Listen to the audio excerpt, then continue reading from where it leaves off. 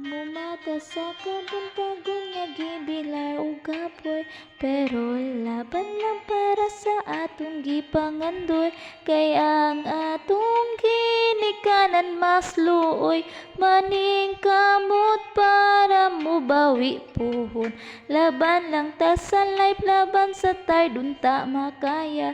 Mulaban sa kinabuhi, siglisod di mo buhi. Maning kamot halos way ikabuhi. Bahalag kitang tanan, murag ikabuhi. Fight lang tang tanan ani, permente. Laban everywhere and any moment. Always and forever, fight lang ta sa atong life. Kay puhon makalingkawas rata, di lang palabi kay ma-disapper ang atong kinabuhi. Basin maklor, salig lang sa Lord puhon ma-successful og ang mga pangandoy makabutra.